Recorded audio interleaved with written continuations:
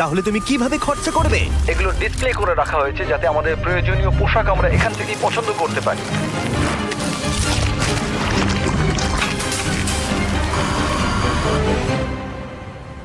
ঠিক আছে, কিন্তু উগান্ডাতে বসবাস করা কয়েক হাজার মানুষ এটাকে অন্যভাবে খরচা করবে। এখানে বসবাসকারী বেশিরভাগ মানুষের দৈনিক রোজগার $1 থেকে $2, যার মানে হলো শিক্ষা পাওয়ার জন্য, ব্যবসা শুরু করার জন্য, পর্যাপ্ত স্বাস্থ্য সেবা পাওয়ার জন্য, এমনকি বিদ্যুৎ পাওয়ার জন্য এটা একেবারেই যথেষ্ট নয়। কিন্তু আমি মনে করি এর সমাধান খুবই সহজ, এই টাকা দিলেই সমাধান হয়ে যাবে। কিন্তু এটাও ঠিক, এমন লোকদের এতগুলো টাকা একসাথে দেওয়া ঝুঁকিপূর্ণ হয়ে যাবে যারা এতগুলো টাকা এর আগে কখনো একসাথে পায়নি। তাই যখন একটা অর্গানাইজেশন এই কাজে আমাদেরকে সাহায্য করবার জন্য এগিয়ে এলো, তখন আমরা জানতাম আমাদের আরো জানবার জন্য সেখানে যেতে হবে। উগান্ডা একটি সুন্দর দেশ এবং এখানে কিছু অবিশ্বাস্য লোক থাকে, কিন্তু যখন আমি প্রথম এই প্রোগ্রামটি সম্পর্কে গিভ ডাইরেক্টলির সাথে যোগাযোগ করি, তখন আমার প্রাথমিক প্রতিক্রিয়া এটাই ছিল যে এটা একটা ভয়ানক ধারণা। আমি ভেবেছিলাম যে চরম দারিদ্র্যের মধ্যে থাকা মানুষগুলোকে যদি 1 বছরের পুরো আয় সরাসরি তাদের হাতে তুলে দেওয়া হয়, তাহলে বোধহয় দুর্যোগের মধ্যে সেটা সঠিক হবে না। গিভ ডিরেক্টলি একটা সিলেকশন প্রসেসের মধ্য দিয়ে অর্থনৈতিকভাবে সবথেকে পিছিয়ে পড়া গ্রামগুলোকে বেছে নেবে আর প্রত্যেকটা ফ্যামিলিকে সাইন আপ করাবে। তারপর তাদেরকে একটা করে মোবাইল ফোন দেওয়া হবে আর তারা একটা ইউনিক পিন নাম্বার পাবে। টাকাটা তাদের সিম কার্ডে ডাইরেক্ট ঢুকবে যাতে তারা সরাসরি লেনদেন করতে পারে, অথবা তারা পিন কোড ব্যবহার করে কাছাকাছি আউটলেটে গিয়ে মোবাইল মানি এজেন্টের কাছ থেকে ক্যাশ উইথড্র করতে পারে। এই সমস্ত পিছিয়ে পড়া সম্প্রদায়ের মানুষদের সীমিত কাজের সুযোগ তাদের পরিবারের ভরণ পোষণ অত্যন্ত কঠিন করে তুলেছে। তাদের মধ্যেই একজন হলো পল।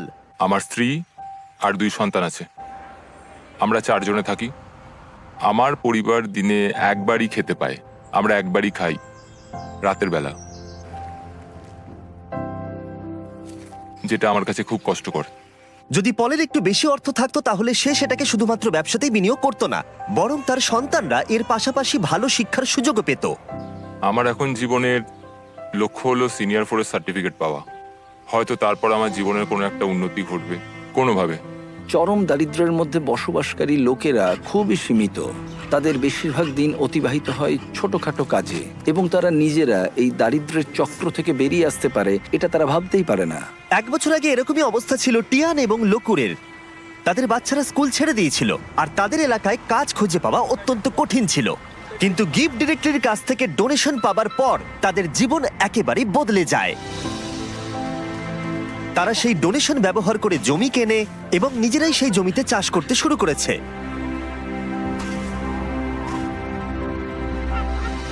তারা একটা গ্রেন মিলও কিনেছে এবং তারা এখন গোটা সম্প্রদায়ের জন্য শস্য প্রক্রিয়াকরণ করে অল্প প্রফিটও করছে। তারা এখন তাদের সেই প্রফিট দিয়ে নিজেদের বাড়িতে একটি দোকান খুলতে চায়। তার সাথে লোকুরে এখন গ্রামের মধ্যে একটা রিফুয়েলিং স্টেশনও চালু করেছে। এই প্রোগ্রামটি কি করতে পারে তার জ্বলন্ত উদাহরণ এটা, কারণ এর ফলে তাদের ব্যবসা এবং অর্থনীতি দুটোরই উন্নতি হয়। তাও আমাদের সন্দেহ ছিল এই ডিরেক্ট ক্যাশ দেওয়াটা কতটা কাজে আসবে। আমরা জানতে চাইছি এতে ওদের কি কি সুবিধা হবে ওদের ট্র্যাডিশনাল সিস্টেমগুলোকে কাজে লাগিয়ে। তাই আমরা স্থানীয় গিভ ডাইরেক্টলি ফিল্ড অফিসার সিলভেস্টোর সাথে দেখা করলাম। আমি এই কমিউনিটির মধ্যেই থাকি, আমি কারামোজাতে কাজ করি। আমি এখানেই জন্মেছি এবং এখানেই বড় হয়েছি। আমার ক্ষেত্রে যেটা হয়েছিল, যখন আমি বড় হচ্ছিলাম, মানে যখন আমি স্কুলে পড়ছিলাম, বিশেষত যখন আমি সেকেন্ডারি এডুকেশনের জন্য পড়ছি, আমার বাবা মায়ের কাছে অতটা টাকা ছিল না যাতে তারা আমার পড়াশোনা আরো এগিয়ে নিয়ে যেতে পারে। তাই আমাদের বাড়িটা বিক্রি করে দেয় যাতে আমি স্কুলে যেতে পারি। সেটা ছিল আমার কাছে আমার স্বপ্ন বিক্রি করে দেওয়ার মতো, আমার সবকিছু বিক্রি করে দেওয়ার মতো। এটা ছিল এক চরম দারিদ্রতা, আমাদের কাছে কোনো কিছুই ছিল না। যখন আমি গিভ ডাইরেক্টলিতে জয়েন করলাম, আমি বুঝতে পারলাম যে এটা অনেক অনেক আলাদা। আগে আমি যাদের সাথে চ্যারিটি করেছি তাদের থেকে অনেক আলাদা। গিভ ডাইরেক্টলি আমাদের ডিরেক্ট ক্যাশ দেয়, সেই ক্যাশটা আমাদের কমিউনিটির মধ্যে যায় আর সেই ক্যাশটা আমাদের কমিউনিটির বিজনেসও বাড়ায়। এই ক্যাশটার বদলেই আমরা আমাদের চাহিদা পূরণ করতে সমর্থ হই। মানুষ দারিদ্র্যের মধ্যে আটকে পড়েছে প্রচেষ্টার অভাব বা সামর্থ্যের অভাবে নয়, সুযোগের অভাবে তারা দারিদ্র্যের মধ্যে আটকে পড়েছে। তাদের মধ্যেই একজন হলো জোসেফ, যিনি গ্রামের প্রধান। কেউ কেউ অনেক দূরের জমির মালিক, তাই আপনার যেটা সব থেকে বেশি দরকার সেটা হলো টাকা, যাতে আপনি কাছাকাছির মধ্যে জমি কিনতে পারেন। আমরা এই ঘাসের বাড়ি তৈরি করি আর উই পোকা এই ঘাসগুলো খুব দ্রুত খেয়ে নেয়, তাই খুব বেশি দিন এই বাড়িগুলো থাকে না। আমরা পরের বছর আবার এগুলো তৈরি করি, ধ্বংস করি, আবার তৈরি করি, এভাবেই চলতে থাকে। কিন্তু এই গ্রামে বাড়ির সমস্যাই একমাত্র প্রধান সমস্যা নয়। ক্ষুধা, দারিদ্রতা এবং শিক্ষার অভাব এই সমস্ত সম্প্রদায়ের মানুষদের অন্যতম প্রধান সমস্যা। তার নিজের গ্রাম পরিচালনা করার বোঝা ছাড়াও জোসেফ গুরুতর স্বাস্থ্য জটিলতায় ভুগছে। কয়েক বছর আগে তার স্ট্রোক হয়েছিল, যেটা তাকে দুর্বল করে দিয়েছে এবং তার কাছে পর্যাপ্ত অর্থ না থাকায় সে প্রয়োজনীয় ওষুধও কিনতে পারছে না। জীবনযাপন এখানে সত্যি খুব কঠিন। আমি বাঁচবো কিনা আমি জানি না, আমি সত্যিই জানি না, কারণ আমার যে রোগটা হয়েছে সেটা খুবই কঠিন। আমি সত্যিই জানি না। এখানে প্রত্যেকের নিজের নিজের চাহিদা রয়েছে এবং আমরা যেটা বুঝতে পেরেছি সেটা হলো এই মানুষগুলোকে একটা ভালো ভবিষ্যৎ দিতে গেলে তাদের নিজেদের এবং তাদের পরিবারের জন্য সিদ্ধান্ত নেওয়ার ক্ষমতা দিতে হবে। তাই আমরা ঠিক করেছি গিফট ডিরেক্টলির সাথে যুক্ত হয়ে এই গ্রাম এবং আশেপাশের 300টি পরিবারকে অর্থ অনুদান করে সাহায্য করব তাদের উজ্জ্বল ভবিষ্যতের জন্য। তাই যখন গিফট ডিরেক্টলি টিম গ্রামগুলোর চূড়ান্ত তালিকা প্রকাশ করছিল, যেটা করতে সারাদিন সময় লাগবে, তখন ড্যান এবং ড্যারেন গ্রামটা ঘুরে দেখলো, যেখানে তারা ছুরি ধার দেবার যন্ত্র দেখতে পেল। তোমার কি মনে হয় এটা আমরা আরো ভালো করতে পারবো? হ্যাঁ, আমার মনে হচ্ছে আমরা ভালো করব। এই তো, তুমি পারবেই। এই তো এইভাবে। হ্যাঁ,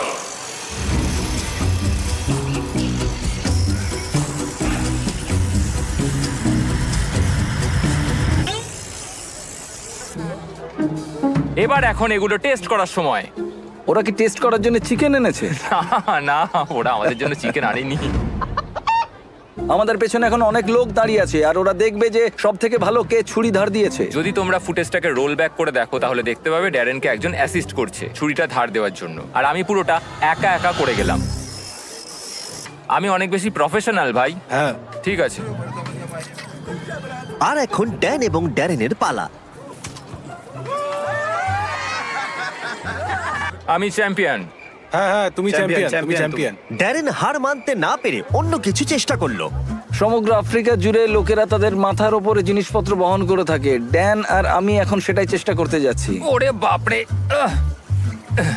দাঁড়াও। আরে তুমি দাঁড়াও। ইয়া, তুমি কি ঠিক আছে? তোমার হাত নিচে তো? হ্যাঁ। তুমি এটা নিয়ে দাঁড়িয়ে আছো কি করে? ঠিক আছে, তুমি তৈরি তো? ও, আমি জিতে গেছি। হতেই পারে না। ঠিক আছে, এইটা ড্যারেন জিতলো, কিন্তু ওর ব্যাগটা। তুমি এটা কিভাবে করছো?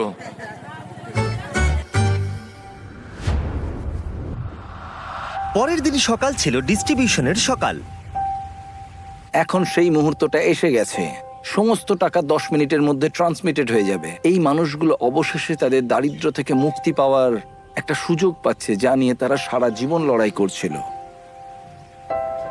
কিন্তু গ্রামের মধ্যে জোসেফ ছিল সবচেয়ে বেশি উদ্বিগ্ন, কারণ তিনি জানতেন এই অনুদানটি তার এবং তার পরিবারের জীবন কতটা বদলে দেবে। এটা ছিল সেই মুহূর্ত যার জন্য তারা অপেক্ষা করছিল, তাই গোটা সম্প্রদায় ছিল নার্ভাস এবং এক্সাইটেড।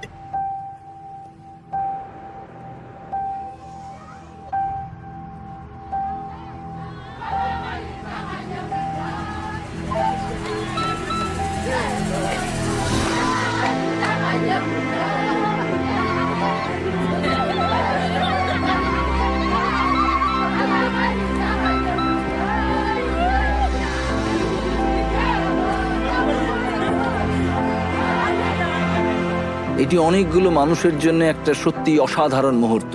এটা শুধুমাত্র এই মানুষগুলোর জন্য নয়, বরং তাদের সন্তান এবং পরবর্তী প্রজন্মের জন্যও সুযোগ। গিফট ডিরেক্টলির সাথে যুক্ত হয়ে আমরা এই গ্রামের হাজার হাজার মানুষের জীবন পরিবর্তন করতে সক্ষম হয়েছি।